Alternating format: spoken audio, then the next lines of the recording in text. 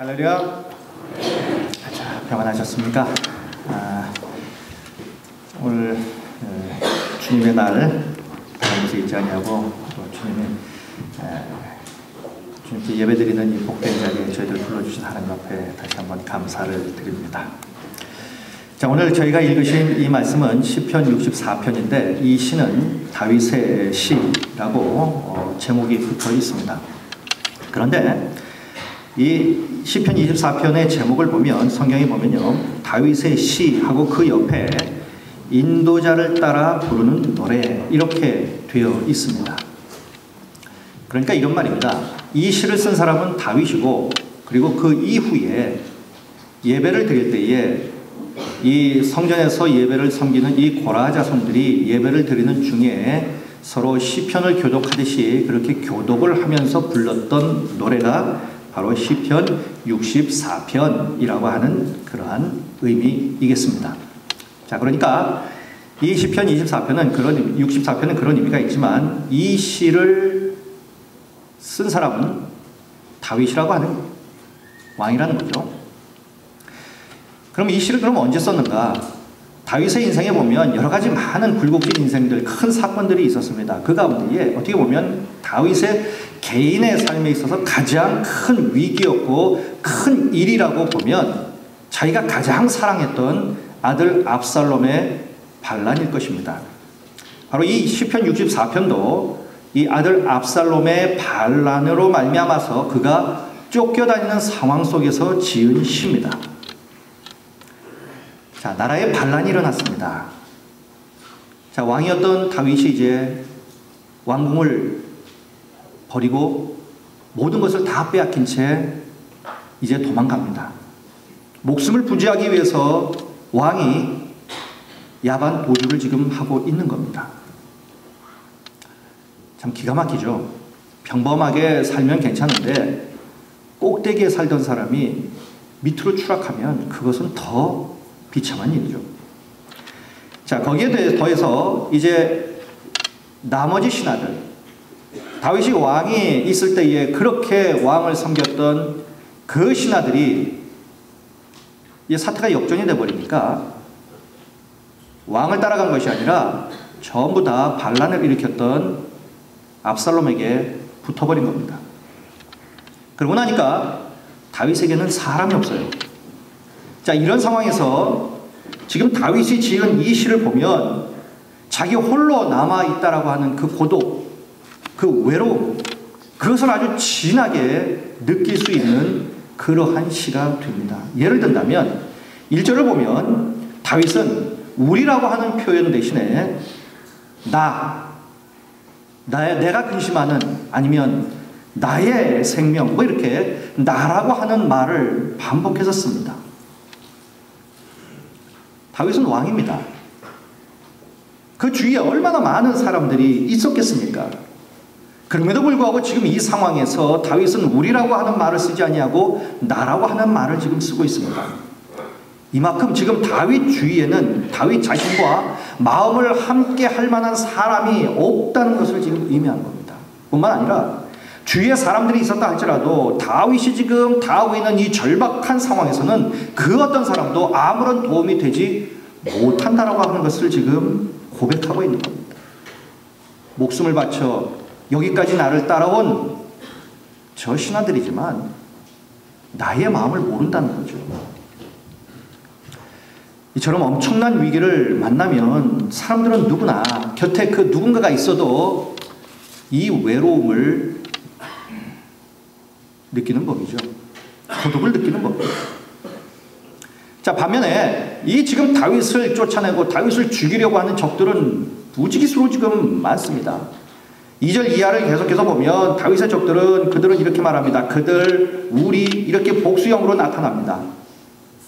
조금 전에 말씀드렸듯이 압살롬은 다윗이 가장 사랑하는 아들이었어요. 잘생기고 리더십도 뛰어난 그런 아들이었습니다. 여기에 더하여서 이 반란에는 그 당시 최고의 지략가였던 아히도벨이 또한 가담을 했습니다. 거기에다가 이 다윗은 아무 대책도 없이 갑자기 그냥 이 일을 당합니다. 너무 어처구니가 없는 일이죠. 좋을지에 이 일을 당하고 졸지에 지금 야반 도주를 하고 있는 겁니다. 목숨을 부지하기 위해서 졸지에 지금 압살롬의 칼을 피해서 지금 도망다니고 있는 그런 상황입니다. 그런데 다윗은 이런 일들을 졸지에 당했지만 적들은 아니었어요. 아주 치밀한 계획을 세웠습니다. 6절 말씀에 보면 그들은 죄악을 꾸미며 이르기를 우리가 묘책을 찾았다 하나니 각 사람의 속뜻과 마음이 깊도다 이렇게 말하고 있습니다. 이렇게 다윗의 적들은 지금 아주 묘책을 세웠습니다. 음모를 꾸몄는데 그 음모는 아주 치밀하게 진행되어 나갔어요. 그러고 나니까 다윗은 꼼짝없이 당하게 됩니다. 이것을 보여주는 표현들이 몇 가지가 있습니다. 오늘 2절에 보니까 악을 꾀하는 자들의 음모, 아니면 악을 행하는 자들의 소동, 또 5절에 보니까 남몰래 올무놓기를 함께 의논했다. 그들은 아주 치밀한 계획을 세웠습니다. 사실 압살롬은요, 아버지를 몰아내고 자기가 왕이 되기 위해서 무려 4년 동안이나 아주 치밀하게 준비를 했습니다. 치밀한 음모가 꾸며져 있었어요. 아주 세밀한 계획을 그들은 4년 동안 세우고 있었어요. 그런데 기가 막힌 것은 자기가 그렇게 사랑하는 그 아들이 자기 몰래 자기의 자리를 빼앗고 나를 죽이려고 4년 동안이나 이 치밀하게 음모를 꾸미고 있었다는 사실이에요. 그거를 다윗은 모르고 있었다는 거죠. 아침이 되면 아들이 아버지에게 와서 문안을 합니다. 아버지를 높이는 말을 하고 가진 이야기를 다 했겠죠.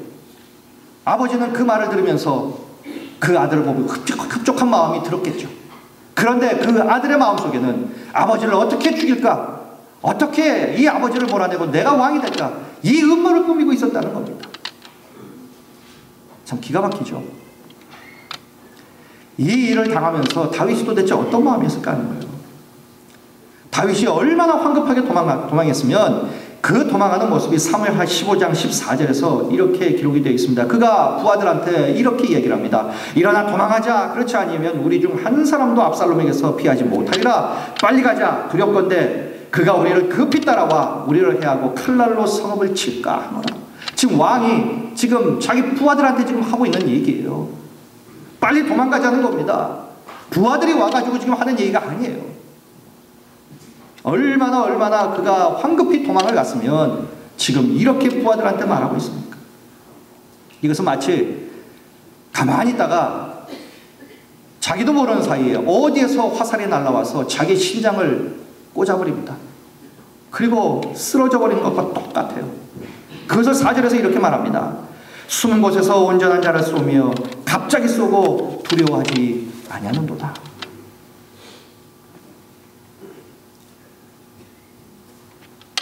그 누군가가 지금 숨어서 나도 모르는 사이에 나를 향하여 활을 켜놓았어요. 예고도 없이 갑자기 화살이 날라와서 내 심장에 박혔어요. 쓰러집니다. 얼마나 황당한 일이겠습니까? 얼마나 황급히 성을 벗어났으면 그는 왕으로서의 체면이고 뭐고 없어요. 일단 살고 봐야죠. 도망합니다. 그 모습을 한번 상상해 보십시오. 그가 마차를 제대로 타고 갔겠나요? 그가 제대로 의복을 갖추고 갔겠나요?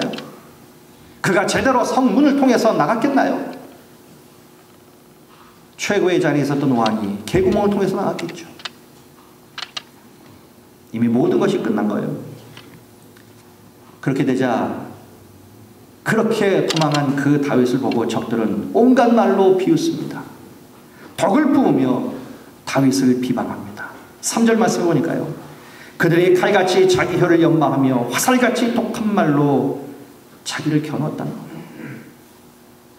이렇게 다윗에게 독한 말로 퍼부은 사람 중에는 시므이라고 하는 사람도 있었어요. 시므이는 사울 왕의 친척입니다. 그런데 사울은 우리가 알다시피 자기의 잘못으로 말미암아 하나님께 징계를 받아서 몰락했죠. 그런데 이 시므이는 마치 자기의 친척인 이 사울 왕이 다윗 때문에 몰락했다라고 생각을 하고요. 다윗을 사악한 자라고 하면서 독한 말로 비방하고 그를 칭호합니다. 그 이야기를 다윗이 들으면서도 이 시므이에게 다윗이 대적하지를 못합니다. 왜냐하면 이미 다윗의 마음은 다 그냥 녹아내려 앉은 거예요. 시므이를 대적할 그 어떤 힘도 그에게는 남아있지 않았기 때문입니다. 이젠 손가락 하나 까딱하고 무언가를 할 수 있는 의지조차도 다 사라져버렸어요. 여러분, 우리가 살면서 정말 극복하기 힘든 고통을, 그것도 우리가 갑자기 당하는 일이 생깁니다. 아무도 도와줄 사람이 없이 세상 홀로 남겨진 것처럼 그렇게 고독하게 되는 일들이 있습니다. 말도 되지 않는 이야기로 나를 비방하고 독을 뿜어내는 사람들의 말을 들어야 하는 그 고통을 겪을 때도 있습니다. 이런 일들이 오직 다윗에게만 있겠습니까? 이것이 어찌 우리에게는 없겠냐는 거예요. 여러분, 살다 보면 참 우리 주위에서 정말 딱한 처지에 놓여지는 사람들을 우리가 많이 보게 됩니다. 건강합니다. 멀쩡해요. 자기 일 다 하고 나는 건강에는 난 자신 있어 하던 사람이 어느 날 갑자기 중병의 진단을 받고 쓰러집니다. 치명적인 아픔이죠. 말기라고 하는 진단을 받습니다. 더 이상 치료 방법이 없다라고 하는 말을 들을 때에 갑자기 그에게 날라온 이 화살에 맞아서 고독해지고 허무해지고 세상에 버려진 휴지 조각 같은 그러한 내 자신을 발견하기도 합니다. 야, 이제 끝이구나. 대비할 새도 없었어요. 어느 날 갑자기 화살이 날라와서 내 육체를 찌릅니다. 내 인생을 찔렀어요. 망가져 버렸습니다. 그 고통 속에 허덕입니다. 아무 생각도 나지 않습니다. 그 무언가를 내가 대처해야 되는데 대처할 수 있는 능력 또한 나에게는 사라져버리고 말았어. 이제 죽을 날만 기다리는 거죠. 잘 나가던 사업이 망했습니다. 실패하다 보니까 돈만 잃어버리는 것이 아니라 사람도 다 떠나갑니다. 전화라도 할라치면 안 받습니다. 그래도 잘 나갈 때는 만나주고 같이 이런저런 그 무언가도 하고 했는데 망하고 나니까 주위에 사람이 다 사라져버려요. 괜히 붙들고 돈 꺼달라고 할까봐 피합니다. 내 실수로 말미암아 그렇게 됐지만, 환경 때문에 그렇게 됐지만 사람들을 나를 색안경을 끼고 본다는 거예요. 안 만나줍니다. 그때 당하는 그 고독, 그 외로움 크죠. 이런 목사님들도 있더라고요. 교회 안에서 교인들끼리 돈거래하다가 문제가 생겼어요. 난리가 났습니다. 그러니 교회는 쑥대밭이 되고 교인들은 다 떠나버리고 교회가 텅 빈 그 교회를 보면서 가슴 아파하는 목사님들도 있더라고요. 이런 유의 일들은 아니지만 우리가 살면서 정말 남에게 말 못할 아픔 우리에게는 왜 없겠습니까? 밖에서는 허허 웃고 다니지만 나 혼자 있을 때는 밀려오는 이 고독과 외로움을 견딜 수 없는 그러한 아픔으로 나 혼자 품고 사는 일들이 우리에게는 왜 없겠습니까? 있죠. 가정이라고 집에 있는데도 나 혼자 있는 것 같아요.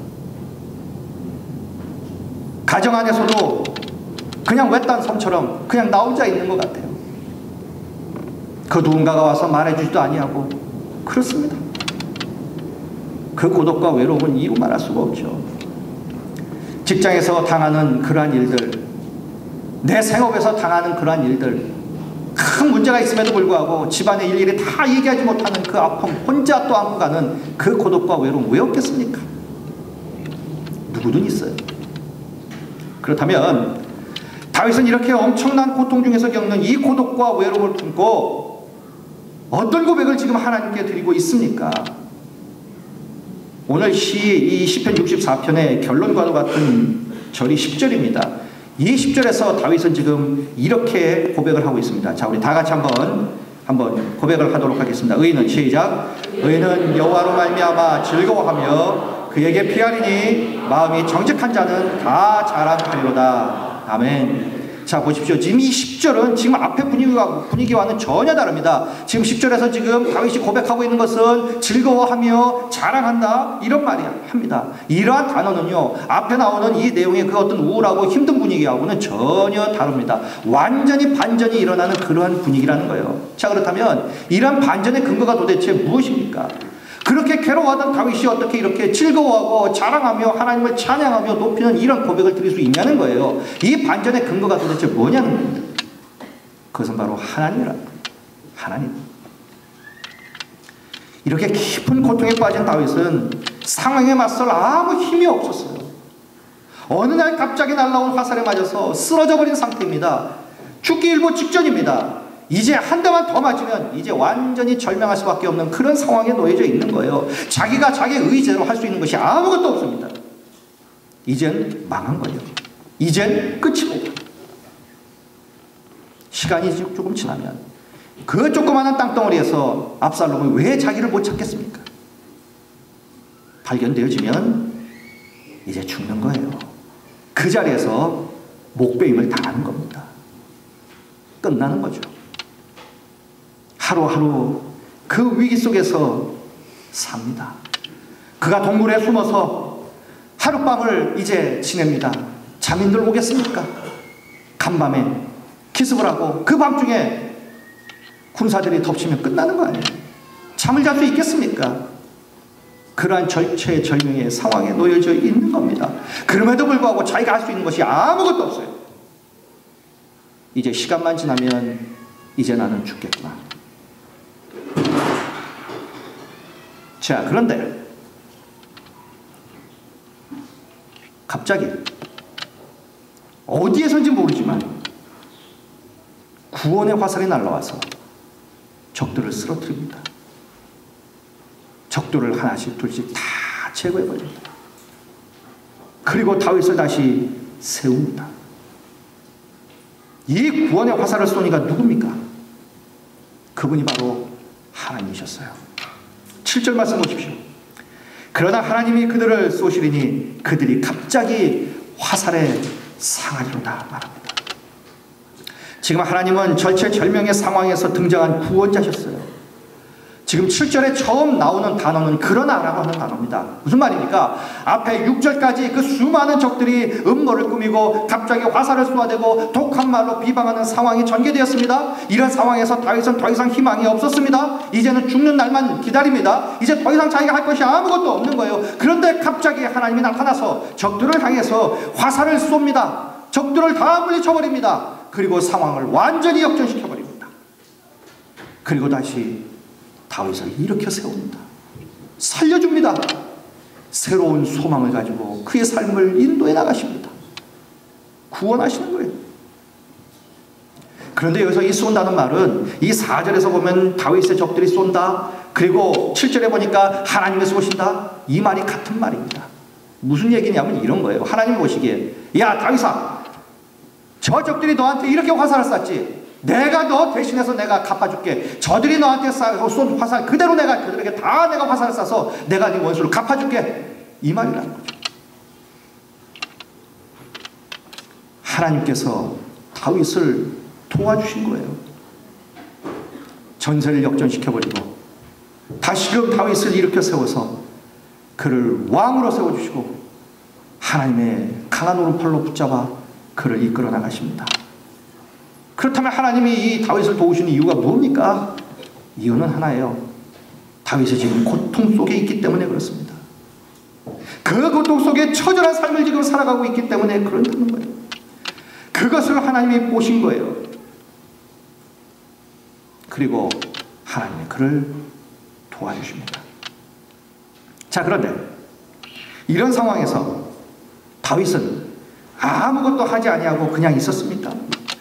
화살에 맞은 채로, 화살에 맞아 쓰러진 채로 죽기만 기다리고 그렇게 있었습니까? 아니었다는 거예요. 다윗이 그 상황 중에도 손가락 하나 움직일 수 없는 그 상황에도 그 상황을 역전시킬 수 있는 그 능력이 자기에는 없음에도 불구하고 이 절망의 와중에도 다윗이 했던 한 가지 일이 있었습니다. 그것이 1절 말씀입니다. 여호와여, 내가 근심하는 소리를 들으시고 원수의 두려움에서 나의 생명을 보존하소서. 다윗은 근심했어요. 이 상황에서 근심 안 할 사람이 누가 있겠습니까? 근심했어요. 그런데 다윗은 단지 근심만 하고 있었던 것이 아니라는 거예요. 여기 근심이라는 단어는요, 절망의 잿빛 이런 것만 있는 것이 아니라 희망의 푸른빛도 그 안에 담겨져 있습니다. 무슨 말이냐면 이 근심이라고 하는 이 히브리어는 베스히라는 단어입니다. 베스히. 이 단어는 근심 이런 의미입니다. 그런데 이 베스히라는 말은 근심이라는 말 외에 정반대되는 의미가 또 있습니다. 그것은 기도, 간구, 호소 이런 말이에요. 그러니까 다윗은 이 절체절명의 상황 속에 놓여 있으면서 그는 근심만 한 것이 아니라 근심을 디디고 기도했다는 거예요. 부르짖었다는 겁니다. 그래서 영어 성경에는요, 이 베스히를 기도, 간청 이렇게 번역을 했고요. 우리나라에도 성경의 번역이 여러 가지가 있습니다. 그 중에 성경을 쉽게 풀어서 쓴 성경책 중에 하나가 이 현대인의 성경인데요. 거기에는 호소라고 번역을 했습니다.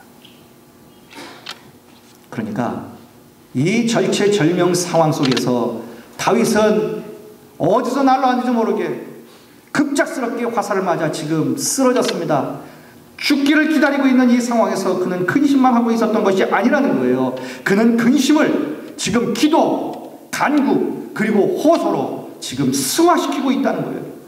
그의 근심이 깊어질 때에 다윗의 기도는 더욱더 깊어지고 있었다는 거예요. 둘러싸는 환경이 그를 칭칭 감아서 깊은 물속으로 끌고 들어갈 때에 그의 영혼은 오히려 더 기도를 통하여 하나님께 더 높이 올라가고 있었다는 얘기입니다. 이러한 그의 기도는 2절에서도 계속되죠. 주는 악을 꾀하는 자들의 음모에서 나를 숨겨주시고 악을 행하는 자들의 소동에서 나를 감추어 주소서. 이렇게 기도를 합니다. 이러한 다윗의 간절한 기도를 들으시고 하나님은 다윗을 구원하셨어요. 적들을 향해 구원의 화살을 쏘셨고 그들을 다 넘어뜨렸습니다. 더 구체적으로 말씀드리면 하나님은 압살롬의 음모에서 다윗을 보호하시고 지켜주시고 건져주시고 구원하셨다는 거예요. 전세가 역전이 되었습니다. 그래서 이 시편 64편은요, 슬픔에서 시작해서 즐거움과 감격으로 끝나고요, 패망에서 시작해서 승리로 마무리 짓는 전세가 역전이 되는 것으로 이 시편은 끝납니다. 그러자 이 엄청난 구원을 경험한 이 다윗이 하나님 앞에 이렇게 다짐을 하죠. 하나님, 내 삶의 즐거움은 오직 하나님밖에 없습니다. 이제부터 나는 하나님을 붙잡고 어려운 일이 있을 때마다 하나님께 피하고 내가 하나님의 이름만 내가 자랑하며 높이고 찬양합니다. 이렇게 지금 그가 고백을 하고 있는 거예요. 그것이 바로 그의 10절의 고백입니다. 의인은 여호와로 말미암아 즐거워하며 그에게 피하리니 마음이 정직한 자는 다 자랑하리로다. 이렇게 그가 하나님을 향하여 고백하고 찬양하는 거예요. 여기서 자랑한다라고 하는 말의 히브리어는 할랄입니다. 이 할랄이라는 말의 의미는 할렐루야라는 겁니다. 하나님을 찬양합니다 라고 하는 거예요. 자, 그러게 하나님만 의지하고 하나님께 나아가는 기도자는 환난 중에라도 하나님을 찬양할 수 있습니다. 왜입니까? 환난 중에라도 하나님께서 나를 구원해 주실 것을 굳게 믿기 때문입니다. 그래서 환난 중에라도 그러한 믿음이 있고 하나님 앞에 기도하는 자는 하나님을 찬양할 수 있게 되는 거예요. 사랑하는 성도 여러분, 하나님은 다윗의 하나님만 아닙니다. 하나님은 우리의 하나님이세요. 우리의 구원자가 되어 주시는 분이라는 겁니다. 그러니 환난 중에라도 하나님만 바라보시길 축원드리겠습니다. 우리의 삶에 살면서 고난이 깊으면 깊을수록 하나님을 향하여 우리의 믿음의 기도는 더욱더 깊어져야 할 줄로 믿습니다. 우리의 믿음은 기도로 표현되어야 하고 그 믿음이 실린 기도는 반드시 하나님으로부터 응답될 줄로 믿습니다. 그러니 환난 중이거나 고난의 현장에 있더라도 우리 역시 다윗처럼 기도를 말미암아 구원받게 될 줄로 믿습니다. 탈무드에 이런 얘기가 있습니다. 한 랍비가 종종 인근 마을에 이제 초청을 받아요. 설교나 기도를 초청받아서 이제 갈 일이 있습니다. 그런데 이 랍비는 꼭 갈 때마다 단골 마차를 타고 갑니다. 단골 마부가 있는 거예요. 이제 그날도 이제 멀리 있는 마을에서 이제 초청을 받아서 이제 갑니다. 마찬가지로 자기가 늘 거래했던 그 마차, 마부가 끄는 그 마차를 타고 갑니다.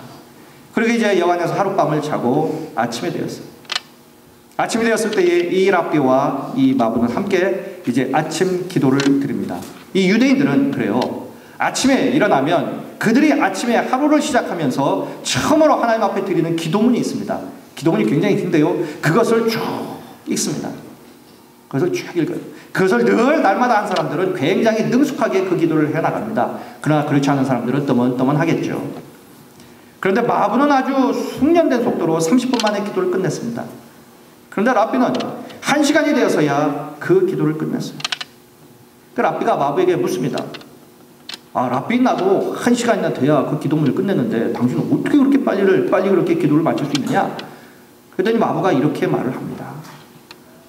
랍비님은 기도 외에도 할 일이 많지 않습니까? 뭐 여러 가지 많은 일을 하죠. 근데 저는요, 지금까지 바쁘든 급한 일이든 아니면 힘든 일이든 저는 오직 기도에만 집중했습니다. 그래서 저는요, 탈무드나 무슨 다른 책은 제가 잘 안 읽는데요, 기도하는 데는 랍비님보다 제가 더 훨씬 더 능숙하고 숙련되어 있습니다. 이렇게 말을 하더라고요. 여러분, 우리가 살면서 많은 것을 알아야 합니다. 또 많은 것을 머릿속에 또 넣겠죠. 우리가 신앙생활을 하면서도 많은 것을 또 우리가 알아야 됩니다. 또 이런저런 책도 또 읽어야 되겠죠. 그러나 정말 우리가 신앙생활하면서 정말 중요한 것은 우리가 기도에 능숙한 자가 되는 거예요. 능숙한 자가 되는 겁니다. 기도가 어색해서는 안 된다는 겁니다. 기도하려 치면 도대체 내가 무슨 기도를 해야 되는지 기도 제목이 생각이 안 나는, 기도가 너무너무 나한테 어색한 이런 그리스도인이 되어서는 안 된다는 거예요. 제가 지난주에라도 말씀드렸지만 하루에 얼마나 기도하십니까?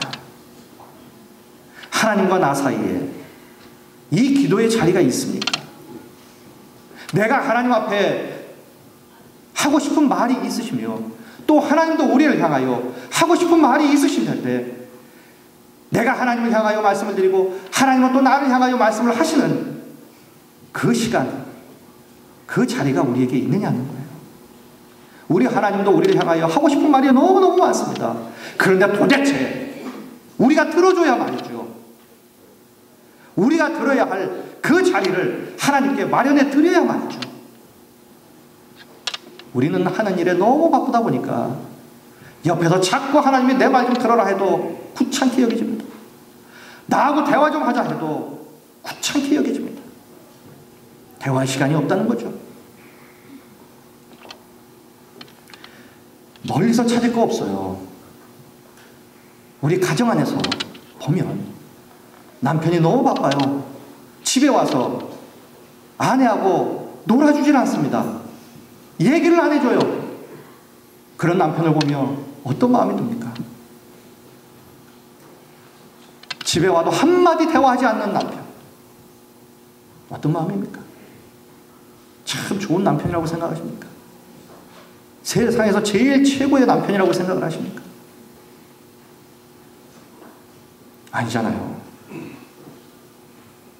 대화가 부족하면 관계도 소원해집니다. 왜 우리가 기도가 서먹해져야 되는 거예요? 왜 기도가 우리에게 있어서 어색해져야 되는 겁니까? 하나님과 대화하는 이 기도가 어색해진다는 것은 그만큼 하나님과 우리가 멀다는 얘기예요. 불러도 대답 없는 이름이 돼버리는 거죠. 우리 그리스도인들은 기도에 익숙한 자, 기도에 능숙한 자가 되어야 합니다. 하나님을 믿고 의지하는데 능숙한 성도가 되어야 한다는 거예요. 다른 건 몰라도 사랑하는 성도 여러분, 기도에 능숙한 성도님들 다 되시길 축원드리겠습니다.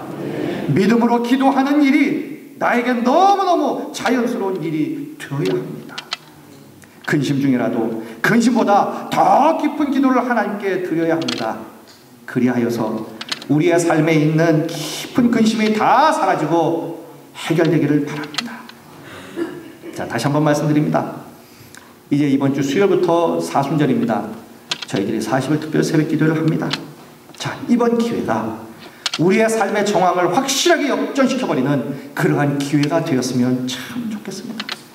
그래서 어떠한 문제나 어떠한 환경이라 할지라도 믿음의 기도를 통하여 하나님의 구원을 받고 어렵고 힘든 인생길 역전되어서 정말 기쁘고 즐겁고 행복하고 감사한 그러한 인생길을 걸어가는 저희들 모두가 되었으면 진짜 좋겠습니다. 자, 이번 40일 특별 새벽기도회가 바로 이러한 역전의 역사를 경험하시는 소중한 시간 우리 모두에게 다 되시기를 주님의 이름으로 간절히 축원드리겠습니다. 기도하시겠습니다.